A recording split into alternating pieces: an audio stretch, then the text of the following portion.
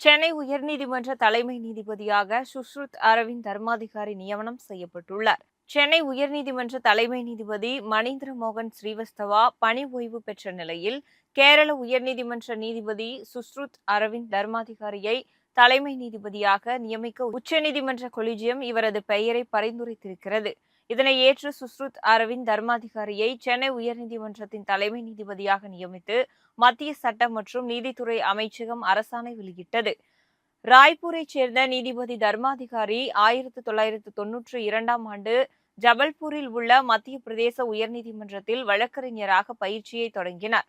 பின்னர் அவர் 2000 முதல் 2015 வரை சுமார் 15 ஆண்டுகள் மத்திய அரசின் வழக்கறிஞராக பணியாற்றினார்.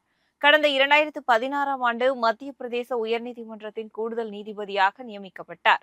கடந்த ஆண்டு கேரளா உயர்நீதிமன்றத்திற்கு மாற்றப்பட்ட சுஷ்ருத் அரவிந்த் தர்மாதிகாரி தற்போது சென்னை உயர்நீதிமன்றத்தின் தலைமை நீதிபதியாக நியமிக்கப்பட்டுள்ளார்.